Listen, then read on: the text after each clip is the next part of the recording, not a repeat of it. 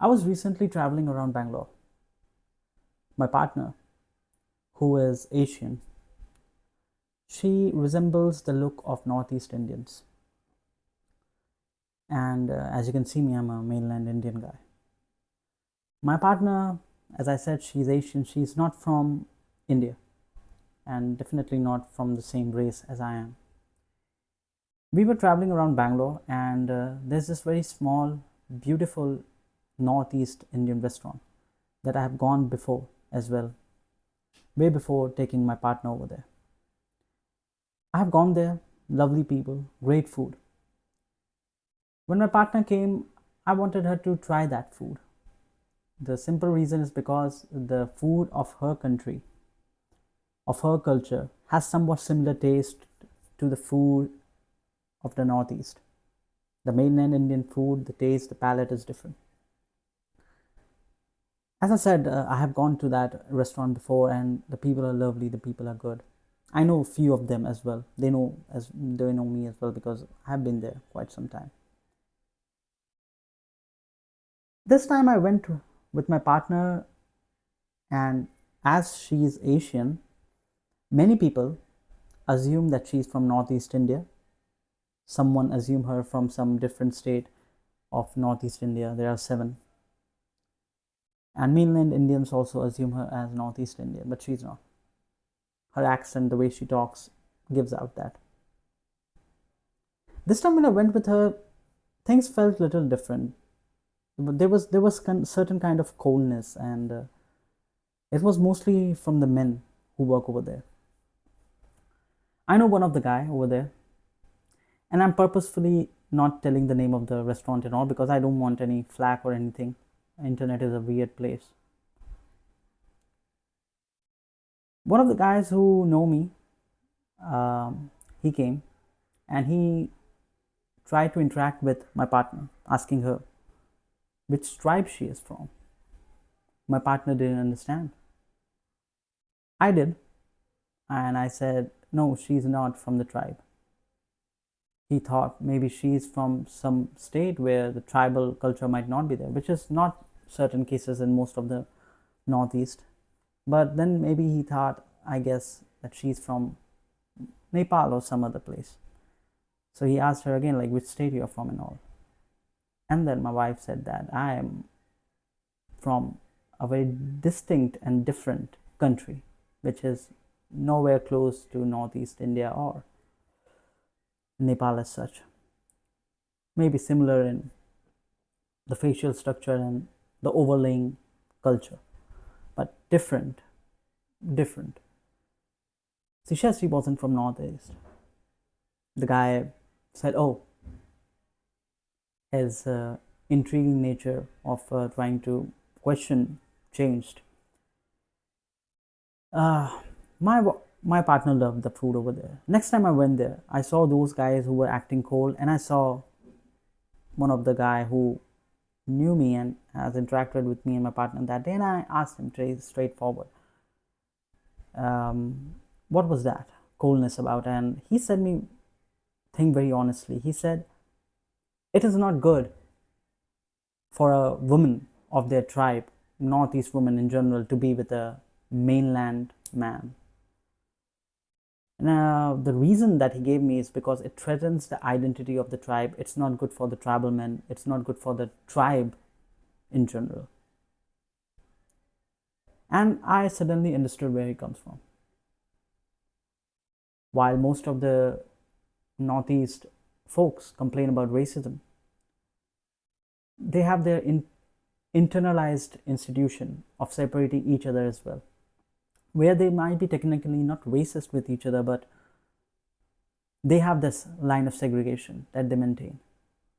Why I understood it personally, because in mainland India there's a thing called caste, and I come from a Rajput background. My caste is Rajput, where historically women marrying outside caste was discouraged too, and women who married outside caste came with very severe repercussions. And that made me notice something. This is not about tribe, protecting the tribe or bad for the tribe.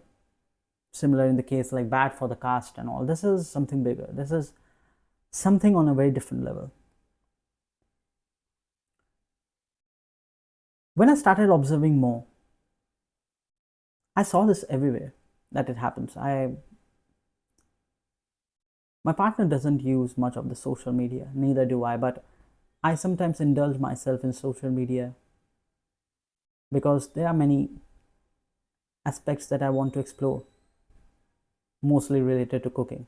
I love cooking. So I go to social media as I see a lot of reels, shorts to understand different type of cooking methodologies and recipes. But then you somehow stumble upon the dark, nasty side of social media, which is focused on racism and other heinous acts. I saw one reel where there was this Northeast woman dating a South Indian man. I saw another reel where an Indian woman was dating a foreign black man. I saw another reel where a white woman was dating a Pakistani guy, an Indian guy. And I saw a lot of backlash. I saw wild racist comments, derogatory comments from men all over the sphere, but the most of the backlash, the harsh backlash, come from the same community from which the woman is belonging to. If it's a Northeast woman, tons of derogatory comments against that Northeast woman were coming from the Northeast men. Similarly, for the Indian woman, mainland Indian woman, the derogatory comments were coming from the mainland. Similarly for the white woman as well. And this made me think that if I were a woman, why me choosing a partner should be so much policed? Why it should be so much scrutinized? A basic autonomy in choosing a partner is so much heavily criticized. It's beyond my understanding. When I saw the other way around, I saw the fact that this South Indian man was being supported by the other mainland Indian men. Similarly, in the case where I saw this black man dating the Indian woman being criticized by the Indian mainland communities, the black man was being supported by the black man. So it's okay for a man to go out of his race, culture, identity, and be with another woman of different culture, identity, but it's not okay for women. When you read more into religion, the Abrahamic religions, they state that the woman of the religion should not go and marry the woman of other religion, man of other religion. I'm sorry. She should not marry the man of another religion, because if she will raise kids that will follow the religion of another man who is not part of the same religion. While Hinduism doesn't focus more into this religion ways, they focus via caste. They focus via caste means they will try to do it via the way that if a person of certain caste, certain Brahman or Rajput, he cannot marry a woman of different caste, because somehow it will make things not so sacred. And that's where I understand, when I put myself into the shoe of a woman facing that. Thank God my partner never faced it. Well, we are not on social media as well. People around in your life in general are not so direct, heavy on your face compared to the world on social media. But when I put myself into the shoe of the woman, I realized that the reason why feminism exists, not just because of this, but historically women couldn't vote, they couldn't open bank accounts, had limited property rights, and of course the autonomy of choosing your own partner with which you will spend your whole life with. Just for example, women got their voting rights in 2005 under the amendment that happened in Hindu Succession Act. And I'm talking about India, and like 2005, which means almost after 6 decades of independence. And this makes you question that things are pretty weird for women and being women, even in the 21st century. you go with the basic understanding of what feminism is, it's about, at its core, it was always about having the autonomous choice, having dignity, having choice to perform a certain task where cognitive abilities help them to perform that task in equal level to the men. And though feminism has been for a very long period of time, the feminist ideology couldn't go more and more further in trying to counteract against the injustice they are facing and becoming baseline equal. And then a shift happened. The shift that happened was a shift to what I say as pseudo-feminism. Somewhere along the way, the conversation started shifting, and it from becoming from the equality, it became to hostility, it became towards aggression. Pseudo-feminists, there are a lot of pseudo-feminists in this world. In India, there's one this famous called Awkward Goat. They took the social media examples, they amplified the extremes, they generalized certain statements, and this generalization started appearing along with the distrust that started going between the two genders, the male and the female. This thing about psychology I read a long time ago about why religious people often end up joining some of the extremist movements, whether it's Muslims who join the Islamic terrorist movements, whether it's Jewish with Zionism, whether it's Hindus with Hindutva. And what I read is that, in very simple terms, that when people experience injustice, where their rational points are being sidelined, where their objectives are being pushed on the other side, they often gravitate towards very stronger and very rigid ideologies. It gives them a certain kind of protection to be joined with that type of rigid ideologies, and then they become part of that. That's what happened with feminism. It raised its points, and somehow some women who faced certain kind of injustice, which was somehow destructive for them, they started gravitating towards the more stronger rigid ideologies.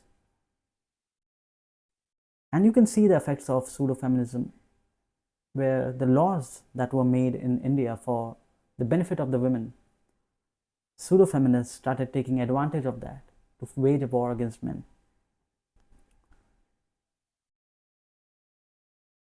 Men over the centuries have dominated women in a very wrong way. Well, domination is always in a wrong sense.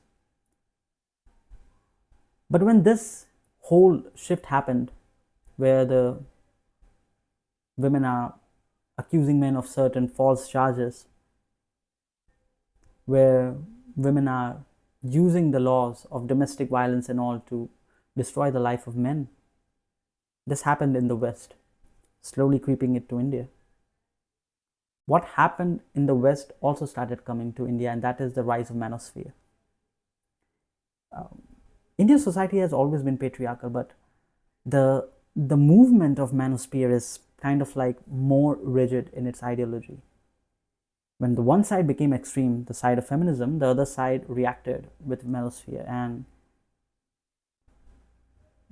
this is where the Manosphere grew. It talks about traditional values, traditional roles, men over women. Manosphere uses religion a lot to establish their ideas, to propagate their ideas. They talk about distrust. The Manosphere leans on the whole idea that women cannot be trusted, women should be controlled, women should be dominated. The dominance narrative is very strong in the Manosphere region, and now both sides felt justified.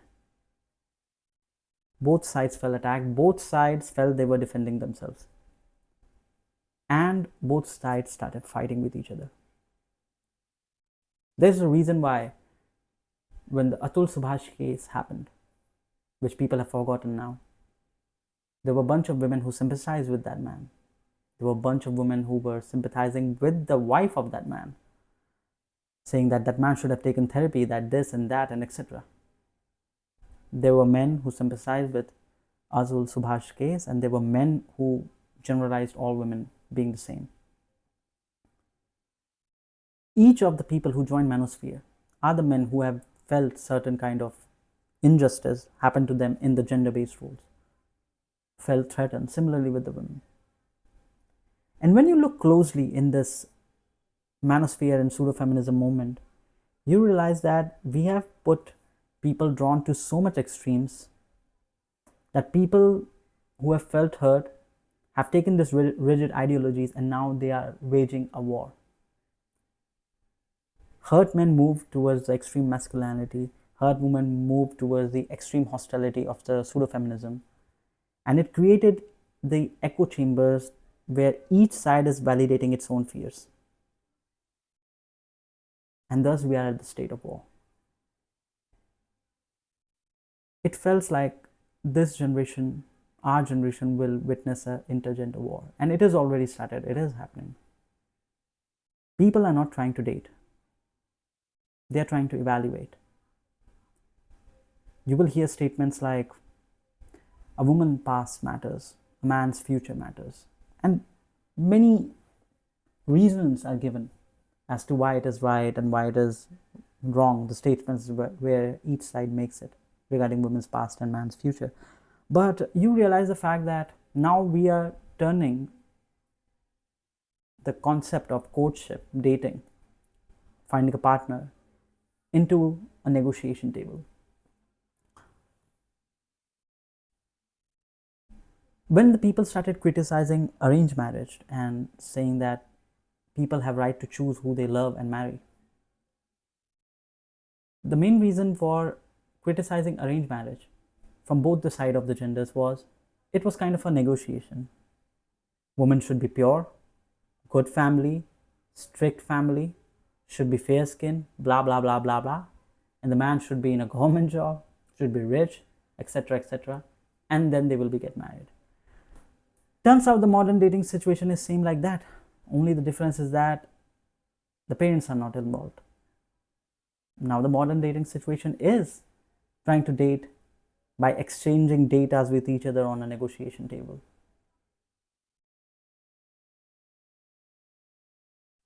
We cannot afford to be in this intergender war. We need to be existing with each other in cooperation, trying to understand each other. If you look at it from the evolutionary perspective, men and women have evolved in a very different way. There are many reasons as to why it happened. Men were physically built different. Women had a very different level of emotional IQ. So the acts of bringing food to the table or the act of waging war was mostly done by men to occupy more land, victims being the women and children.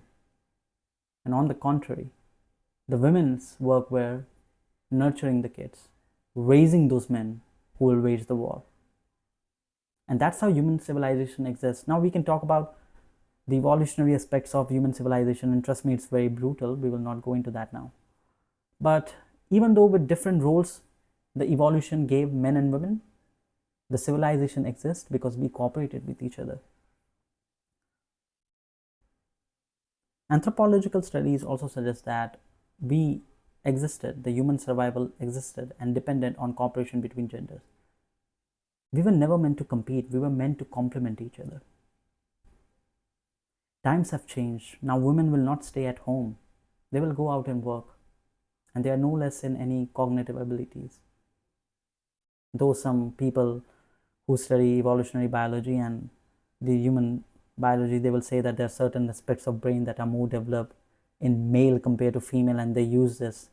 But trust me, on the table, I don't think any woman is less than a man in a cognitive abilities. And though in physical abilities there are differences, whether it is God, whether it is nature, whatever you believe in, we have been created differently, but we exist as humans because we cooperated and complemented each other. And now we have lost there is no dialogue happening between men and women trying to talk to each other about what they want to represent or what is the thing they are getting bothered by. There's no conversation happening, there's no dialogue happening between men and women. What's happening is debate. What's happening is arguments that's leading to no cooperation between each of these genders, and now we have started to compete. The boys versus girls, men versus women. All men are trash. All women are, you know.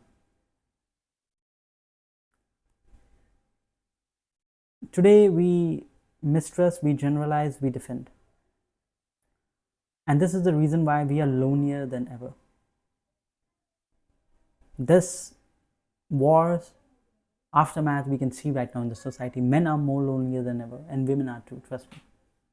Whether are these women who are in South Korea raising cats after the age of 30, where these are men who are so desperate that they will slide into DMs of any woman, and the desperation is making them do insane level of disregard to the women. We are more lonelier than ever. We are more disconnected. Men see women as threats, women see men as threats. The distrust is too much. Civilization was never built by one gender, let's not be mistaken. Though the history of civilization shows men as heroes, it was never ever built by one gender. It was built under the cooperation. And maybe this real loss of intergender war is not the fact that we will lose partners and grow each other out in a lonely way, and the end of civilization will happen where men and women will not interact with each other. I think the end of this whole intergender war will be that we will lose the real connection.